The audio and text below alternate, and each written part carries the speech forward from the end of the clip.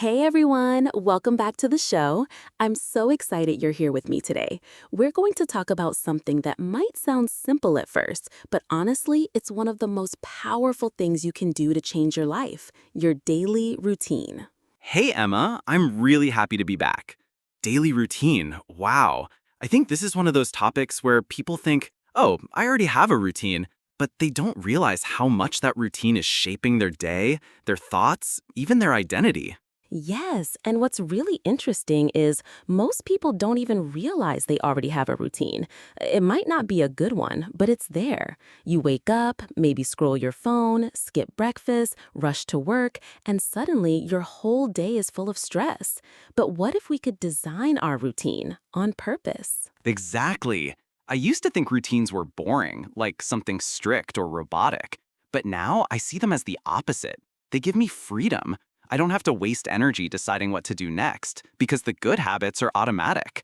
It frees up space for creativity, energy, and honestly, peace. That's the perfect way to say it. When I started my own intentional routine, my life completely changed. I used to be all over the place, always running late, skipping meals, forgetting important things. I felt overwhelmed. But once I created a routine that worked for me, everything slowed down. I felt calm and control, even proud. And I think the key there is that it worked for you, not someone else's perfect morning routine on Instagram, not a productivity guru's checklist, just something that matched your real life, your goals, and your energy.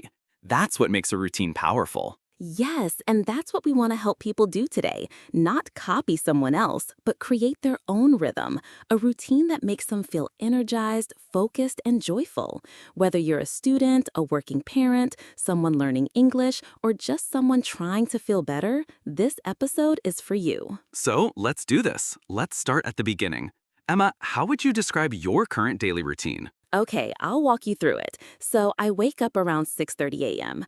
I used to be more of a night owl, but I've trained myself to enjoy mornings. The first thing I do is stay in bed for about 1 minute, just breathing, no phone, no rushing, just a moment to exist. That's so underrated. Like just being present for a minute before jumping into the chaos. Exactly. Then I get up, drink water, hydration is key, and do some light stretching. Nothing fancy, just enough to wake up my body. Then I journal for 5 minutes. I write how I feel, what I'm grateful for, and what my focus is for the day. Wait, let me pause you there, because that right there is already so powerful. Water, movement, and clarity. Those three things alone can change your entire mood. And it didn't take an hour, it took like 15 minutes. Right, and that's what people need to hear. You don't need a 3-hour morning routine. Even 10 to 15 minutes of intentional time is enough to shift your whole mindset. Okay, so after journaling. Then I'll either go for a short walk or make tea and sit with a book, sometimes in English, sometimes in another language I'm learning. I treat my mornings like sacred space. Even if I only get 30 minutes, that time sets the tone for the whole day. And then work starts. Yes, I check my tasks for the day, and I try to block off my calendar so that I have deep focus time in the mornings and meetings or calls later in the day. I'll usually take a short walk after lunch too, just to reset. I love how gentle and flexible that sounds. It's not about being perfect. It's about being aware. You know what I mean? Totally. And what about you, Alex? What's your daily routine like? So my routine is definitely still evolving, but I found some rhythms that work. I wake up around 7 a.m., and honestly, the first thing I do is sit up, stretch, and say something positive to myself. Like, today is going to be a good day, or I'm learning and growing. It sounds cheesy, but it really changes my mindset. I love that so much. Words have power. And when we speak kindness to ourselves, especially first thing in the morning, it changes everything. Totally. Then I make coffee and listen to a short English podcast. Sometimes this one. Haha. It helps me wake up and I always learn something new. Then I'll journal or do a quick brain dump so I don't feel overwhelmed by all the thoughts in my head. That's such a smart move. It's like clearing out mental clutter before the day begins. Yeah.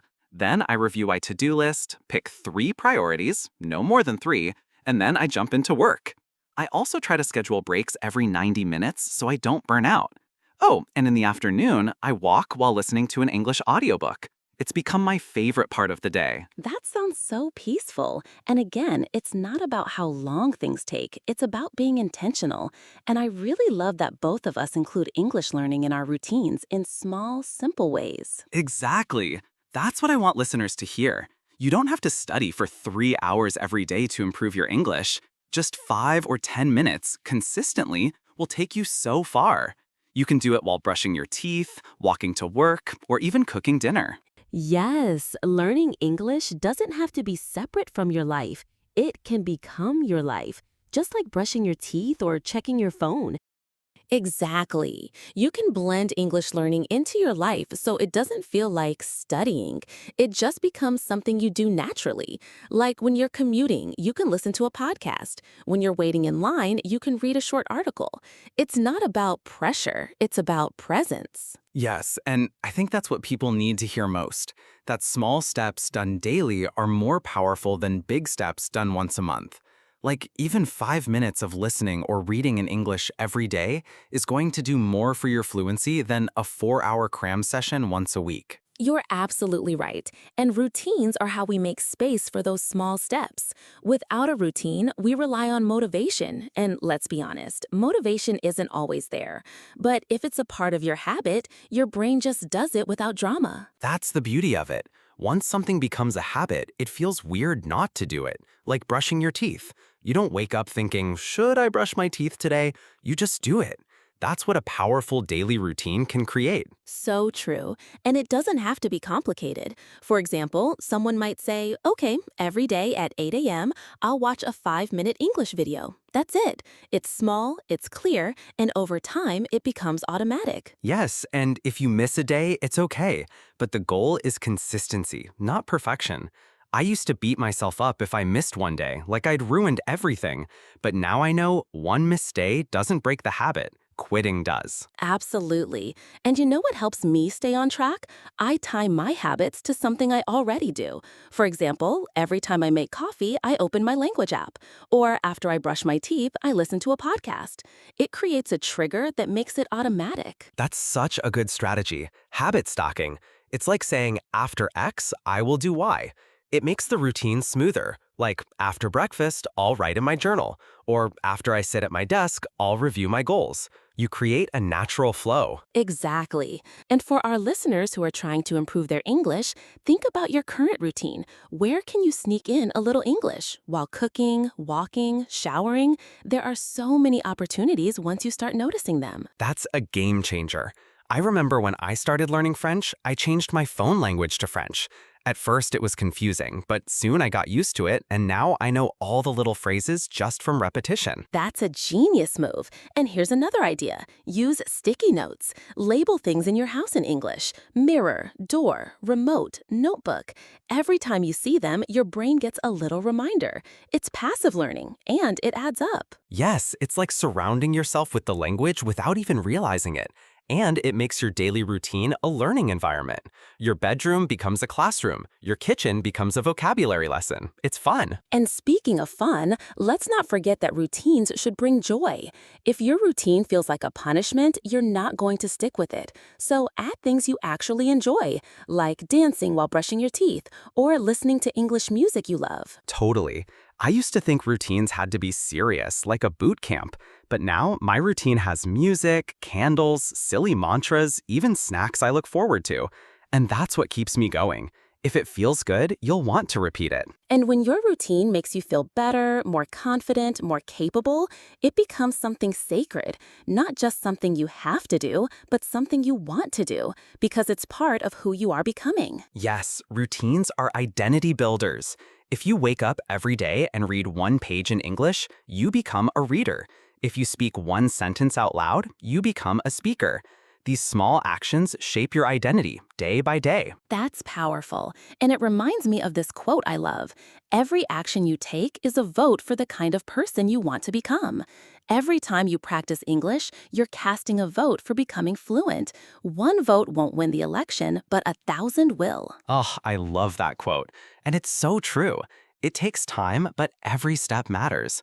So if you're listening right now and thinking, I don't have time for a big routine, just start tiny. 1 minute, one word, one sentence. That's how it begins. Yes, start small, start where you are, and build from there because your routine isn't just about productivity, it's about nurturing yourself, giving yourself stability, confidence, and space to grow. Wow, I'm feeling inspired now. It's like we're not just talking about routines, we're talking about building a life you love, one small choice at a time. Exactly. And we're not done yet. Next, I want us to talk about what happens when your routine breaks down.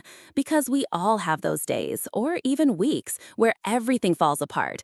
What do we do then? Oof, yes, the crash, the chaos, been there. Let's go there. So, Alex, let's dive into that moment we all face, the crash, the routine breakdown. Life throws a curveball, and suddenly the habits we were so proud of disappear. What's that been like for you? Oh man, I've had so many of those. Honestly, the hardest part isn't losing the routine, it's the shame that comes after. I start thinking, I was doing so well, what's wrong with me? And that guilt makes it harder to start again. Yes, that's exactly what I wanted to talk about. It's not just the routine that breaks, it's our confidence. We start thinking we're lazy or we'll never be consistent again.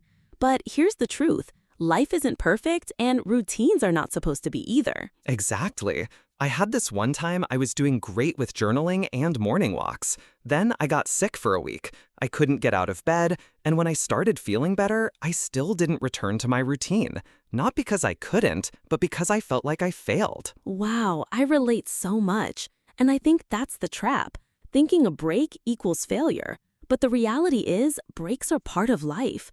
What matters is how gently we return, not how hard we punish ourselves. Yes, and you said it, gently. That's such a powerful word. When I restarted my routine after that break, I didn't start with everything. I just picked one thing, drinking a glass of water every morning. That was my bridge back. I love that. The idea of a bridge, a gentle step that brings you back into your rhythm. Sometimes when I fall out of my routine, I'll just make my bed. That's it. And once I've done that, it's like I've voted again for the person I want to be. Yes, it's like you're telling yourself, hey, we're still here, we're still trying. And that's enough to get the momentum going again. I think a lot of people feel like they have to start from zero, but they forget they already built the foundation. Exactly. You're not starting from scratch, you're starting from experience. Your body remembers, your brain remembers. And once you take that first step again, it's like your habits come running back to greet you. I love that image. It's like your routine is a friend waiting for you, not judging you, just saying, welcome back. I think if people saw their routine that way, as something kind and supportive, they'd feel less fear around losing it. Yes, and one thing I've learned is that even during the worst times, like emotional stress, illness, travel, it helps to keep one anchor habit, just one thing that grounds you, like meditation or a 2-minute stretch, or even saying a mantra in English. Totally. I call it my minimum version. Like, even if I don't have energy for a full routine, I ask myself, what's the 1% version I can do today? And maybe it's just listening to one English sentence or writing one line in my journal. That still counts. That's beautiful, the 1% version. That's what keeps the habit alive. And it also builds trust with yourself. You show up, even when it's hard. That builds resilience, and that's what helps you keep going in the long run. Yes, and honestly, routines teach us how to bounce back. It's not about being perfect every day.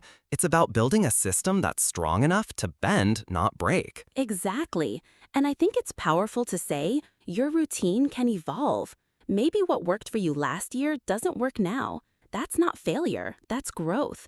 You're changing, and your routines should change with you. That's a game changer. I used to think I had to stick to the same schedule forever, but now I adjust based on my season. Winter Alex has a different routine than summer Alex, and that's okay. Same here. I used to do 30-minute workouts in the morning. Now it's a 10-minute walk and some breathing exercises. And you know what? I feel even better because it matches who I am right now. That's great. So, to anyone listening, don't be afraid to update your routine. If something doesn't feel good anymore, change it. Not because you're weak, but because you're wise. Beautifully said. And remember, routines aren't about control. They're about support. They're a tool to help you live the life you want, not a cage to trap you in someone else's version of success. That's the truth. And honestly, I think people feel really encouraged hearing this because we've all struggled. We've all messed up. But that doesn't mean we stop. It just means we start again. Kindly, gently, one step at a time. Yes, and that's why we're here. Not to give you a perfect formula, but to remind you that you're human, and that's enough. You're allowed to begin again as many times as you need. Amen to that. And I'm really glad we're having this conversation because I know someone out there needed to hear that today. Me too. And we're not done yet. Next, I want us to dive into how to build a powerful evening routine, because how we end our day matters just as much as how we begin. Ooh, yes, evening routines. Let's go there. All right, so now let's shift the focus. We've talked about starting the day strong, but how we end the day is just as powerful. Your evening routine sets the tone for tomorrow. What's your current nighttime ritual, Alex? So, my evenings used to be chaos. Checking my phone in bed, watching random videos, staying up too late. But now I'm more intentional. Around 9 p.m., I put my phone on Do Not Disturb, play some soft music, and start dimming the lights in my space. That's lovely. I think people underestimate how much our environment influences our routine. Just lowering the lights or lighting a candle can send a signal to your brain that says, hey, we're slowing down now. Exactly. It's all about creating cues. And for me, I also read something short in English every night. It's not a big grammar lesson, just a short story or an inspiring quote. It makes me feel calm and keeps me connected to the language in a relaxed way. Yes, that's such a beautiful habit. And I do something similar. I write in a gratitude journal. Just 3 simple things that made me smile during the day. It helps shift my focus from what went wrong to what went right. Oh, I love that. And it doesn't take long, right? Just a few minutes. But the impact is huge. You go to bed feeling grounded, peaceful, and your brain gets the message, today mattered. Exactly. And here's something powerful. When you end your day with peace, you wake up with purpose. It's like the energy of your night carries into your morning. So if you fall asleep stressed, you wake up already tired. But if you sleep with gratitude, you wake up ready. So true. And I think our audience needs to hear this. Your night routine doesn't have to be fancy. It's not about 10-step skincare routines or reading 5 books. It's about how you feel when your head hits the pillow. Yes, it's emotional hygiene. Like, did you forgive yourself today? Did you breathe? Did you say something kind to your heart before sleep? Those things matter more than whether you hit every productivity goal. Wow, that hit me hard. Did you say something kind to your heart? I've never thought of that before, but I'm going to start doing that now. Just one gentle sentence before sleep, like, I'm proud of you for trying. Beautiful. And that's the kind of English our listeners can practice too. These little affirmations, saying them in English before bed, like, today I did my best. Tomorrow is a new beginning. It's language learning and self-love. Yes, and if someone's learning English and feeling frustrated, the best time to release that frustration is in the evening. Just say, it's okay, I'm learning, I'm growing, and let that be enough. Exactly. And you don't have to speak it perfectly. You just have to feel it sincerely. Let your English be real, raw, emotional. That's how it becomes yours. That's deep. And honestly, I think the evening is when we need English the most. Not to impress anyone, but to connect with ourselves. Even one soft sentence in your journal can make your brain believe, I am becoming fluent. Yes. And here's another tip for a calming evening. Reduce input. So many of us fill our nights with scrolling, notifications, noise. But silence is a gift. Quiet lets your thoughts catch up. Let your brain digest the day. That's wisdom. Sometimes the most powerful part of my routine is just sitting in silence with a cup of tea. No music, no phone, just me, the day I lived, and the person I'm becoming. Yes, and that's how you build awareness. You reflect, you reconnect, you remember who you are outside of productivity. Your evening routine becomes not just an ending, but a return to yourself. That's what routines really do. They bring us back to who we want to be. Every night, we get a chance to reset. Not because we failed, but because life gives us permission to begin again. That's powerful. So powerful. And that's why I always say, your routine doesn't have to be perfect. It just has to be yours. It should feel like home, a place your mind can rest, a rhythm your heart can trust. I love that so much. So let's help our listeners now. What's one small thing they can do tonight to begin a better evening routine? Ooh, okay. My challenge? Set a digital sunset. Pick a time, even if it's just 20 minutes before bed, to turn off all screens. Replace it with one calming habit: journaling, music, or stretching. Nice. And mine would be say one sentence out loud in English before bed. Something positive. Doesn't have to be perfect, just personal. Like, I'm learning. I'm strong. Tomorrow I will grow. I love that. So tonight, everyone listening, start small. One gentle action, one loving word. Let your evening become your soft landing. And tomorrow, you rise stronger. Yes, because healing, growth, and language, they all happen one night at a time. Let's keep choosing peace. Let's keep choosing progress. And we're not stopping here. Next up, we're diving into real-life examples of daily routines from our listeners around the world. You'll hear how people in different cultures build beautiful rhythms, and you might find new ideas to try. All right, Alex, we've shared all these beautiful routines, but now we need to face something real. The one thing that sneaks in and destroys even the best routines: distractions. Oof, yes. Distractions are like silent thieves. You sit down to study English for 20 minutes and suddenly you're watching cat videos or scrolling 3 hours deep into your cousin's vacation photos. Guilty. And it happens so fast, we don't even notice it.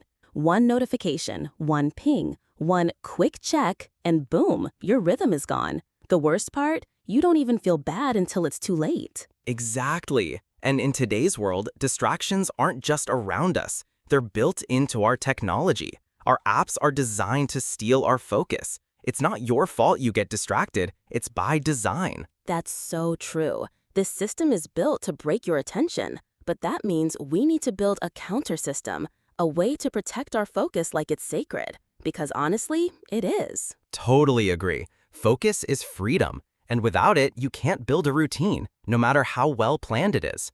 So what's your number one tip for beating distractions? Ooh, okay. My number one tip: create friction. Make distractions harder to reach. For example, I don't keep social media apps on my home screen. I bury them in a folder on the last page. It adds just enough steps to break the impulse. Nice, that's so smart. It's like putting the cookies on the top shelf instead of the kitchen counter. The harder it is to reach, the less likely you'll grab it. Exactly. What about you? What's your best distraction killer? Mine is simple, but powerful. I use the 10-minute rule. When I feel the urge to check my phone, I tell myself, wait just 10 more minutes. And most of the time, the urge passes. Yes, that's self-awareness in action. It gives your brain a chance to reset the craving. It's not never, it's just not now. And that pause creates power. Totally. And honestly, one of the most underrated ways to beat distractions is just turning off notifications. Like, why do I need my phone to buzz every time someone likes a comment? Preach. Notifications are tiny interruptions with huge consequences. Every time we get distracted, it takes an average of 23 minutes to fully refocus. 23 minutes? That adds up fast. That's wild. And it explains why people feel so tired after doing nothing. Because mentally, they've been starting and stopping all day long. Exactly. And that's why routines feel so hard. Not because you're lazy, but because your brain is exhausted from switching all the time. So true. That's why one of my routines now is to start the day with 30 minutes of no input time. No phone, no music, no news, just quiet. It gives my brain space to breathe. Love that. It's like decluttering your mind. Before you start absorbing the world, check in with yourself. And that space helps you choose your actions instead of reacting to everything. Yep. And here's a bonus tip I use. I write down my distractions. Seriously, if I'm studying and suddenly think, I should reply to that email, I write it on a sticky note instead of doing it right away. Oh, I love that. It's like parking the distraction. You're not ignoring it, you're just saying, not now, later. That way, your focus stays on track. Exactly. It's a trick, but it works. And guess what? Half the time, when I look at the note later, it's not even important anymore. It was just my brain looking for escape. That's real. Our brains love to escape discomfort, and routines, especially learning English, can feel hard. so we look for easy exits. Distractions are comfort snacks for our mind. Perfectly said. So we have to replace that snack with something better, something that keeps us engaged and moving forward. That's where fun, flow, and focus intersect. Yes. So for our listeners, here's your next challenge. Track your distractions for 24 hours. Just notice, don't judge. What pulls your attention? When does it happen most? That awareness is step 1. And step 2, pick one small boundary to create. It could be no phone while eating or music only while studying. Small changes lead to big focus. Exactly. And once you create focus, your routine becomes unstoppable. It's like building a clear highway. No traffic, no detours, just smooth forward motion. So let's all commit to being distraction fighters. Not perfect, just aware and consistent. Because the more you protect your attention, the more your daily routine becomes sacred. Yes, because your focus isn't just about productivity. It's about peace, presence, power. When you own your time, you own your growth. And that's the foundation of fluency. Focus builds routine, routine builds consistency, and consistency, that builds confidence. Boom, that's the path. So next up, we're taking it even deeper. We're talking about emotions, how to stay motivated on hard days, what to do when your routine feels boring, useless, or just too much. Yes, because motivation isn't just a spark, it's a practice. And we're going to show you how to stay inspired even on your worst day. Okay, Alex, let's get really honest now. Even with the best routine, even with focus, there are days when it just feels hard. You know what I mean? Days when you wake up and go, oh, I don't feel like doing this today. Yes, so real. And I want every listener to hear this. That's normal. You are not lazy. You are not broken. You're human. Motivation is not some magic switch that stays on forever. Exactly. And here's something that changed my life, realizing that motivation follows action, not the other way around. You don't wait to feel ready. You start small and the feeling comes after. Totally. It's like working out. No one wants to start. But 5 minutes in, you're in flow. You feel alive. The hardest part is the beginning. Always. Yes, that's why I have a 2-minute rule. On low days, I don't commit to the full routine. I just say, Emma, do it for 2 minutes. And you know what? I usually keep going. Brilliant. That lowers the pressure. Because the truth is, perfection kills motivation. If you think you have to do everything perfectly every day, you'll eventually burn out. Exactly. We need flexibility, we need grace, and we need to stop being so hard on ourselves. One skipped day doesn't mean failure. It means you're human. Say that again for the people in the back. Seriously, I always tell my students, consistency isn't about never missing a day, it's about always returning. So powerful. Motivation is like a muscle. You don't grow it by waiting. You grow it by showing up even in small ways, even when it's messy. So true. And let's be real. Sometimes the routine itself feels boring. Like, why am I repeating this again? And that's okay too. We need to refresh, reconnect with our why. Yes, when the what gets boring, go back to the why. Why are you learning English? Is it for travel, work, confidence, connection? Let that reason fuel you. Totally. One thing I do is write a little note to myself and put it on my desk. It says, "Future Alex is proud of you." That tiny reminder keeps me going when present Alex wants to quit. I love that because when we talk about motivation, we often think it has to be loud, fireworks, music, Tony Robbins style energy. But sometimes it's quiet, gentle, a whisper that says, just try. Beautifully said. And sometimes, when I really don't want to do my routine, I ask myself, what's the smallest version of this I can do today? If I can't read for 30 minutes, maybe I read 1 page. If I can't record a long voice note, maybe I say 1 sentence. Exactly. Shrink the task, not the goal. Progress is progress. One drop fills the bucket. And those tiny wins, they compound over time. And let's not forget, sometimes you just need a break. Not a forever break, but a conscious pause, a reset. Routines need rest too. Yes, rest is not the enemy of growth. It's the fuel. Take a slow day, drink water, sleep, laugh, then come back stronger.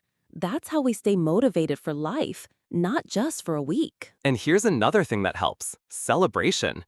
Don't wait for a big achievement to feel proud. Celebrate the small wins. I studied today. I showed up. That deserves a high five. Absolutely. My favorite mini reward? I light a scented candle after finishing my English study. It's simple, but it makes the routine feel cozy, something I want to return to. I love that. Mine is putting on my favorite chill music after finishing my writing practice. It's like telling my brain, good job, you did the thing. So let's say this to everyone listening. If you feel tired, unmotivated, bored, you're not alone. You're not failing. You're growing. And growth is messy. Keep showing up. Keep choosing your future. Yes, your routine isn't just a set of actions. It's a love letter to the person you're becoming. Every small choice is a message. I believe in myself. So even on the hard days, trust this. If you start small, if you return with kindness, if you stay connected to your why, you'll keep going. You'll keep growing. And your motivation? It won't be perfect, but it will come back over and over again. Like the sunrise, like a heartbeat, like you. Whew, I feel that one in my bones. Okay, next up, let's flip it. We're talking about success stories, real listeners who stuck with their routine and completely transformed their lives in English and beyond. Yes, these stories will light you up because when you hear what's possible, you start to believe it for yourself. So stick around. Here we are. We've been talking about daily routines for a while now. We've gone deep: mindset, morning routines, setbacks, breakthroughs, hacks, and heart. And I want to say, this episode, it's not just about English, it's about life. Yes, Emma. When we started, we just wanted to help learners speak English better. But what we've really done is show how daily routines shape who you become. They're about identity, about purpose, about who you are, not just what you do. Exactly. You know, I think everyone listening right now is here for more than just vocabulary tips. They're here because they want to grow. They want to feel good about themselves. They want to create a life that feels intentional, not just reactive. And routines are the secret weapon. They're how you take back control. In a world full of distractions, noise, anxiety, and pressure, routines ground you. They give you a home, a rhythm, a center, especially when the outside world feels messy. Yes, and I want to say this to everyone listening. If you've ever felt like you're not enough, if you felt behind, like you're failing, like everyone else has it figured out but you don't, just breathe. You're not broken. You're becoming. Whoa, say that again? Okay. You're not broken. You're becoming. Let that land. Growth doesn't always feel like growth. Sometimes it feels like doubt, confusion, repetition. But deep down, every habit, every choice, you're becoming the person you dream of being. Beautiful. And to the person who says, but I've failed so many times, I can't stick to anything, I want to tell you this. You haven't failed. You've just been practicing. That's it. Failure isn't the end. It's feedback. It's training. You are learning how to show up for yourself. Exactly. I mean, how many times have we failed? Oh, countless. I've started and stopped routines more times than I can count. But each restart was a little stronger, a little wiser, a little more honest. Yes, because starting over isn't weakness, it's strength. It takes courage to try again. It takes self-love to say, I still believe in me. So let's talk about that. Let's talk about how to end well, how to close a chapter with clarity, how to move forward with peace. Yes, because endings matter. Just like routines, how you end something creates the energy for what comes next.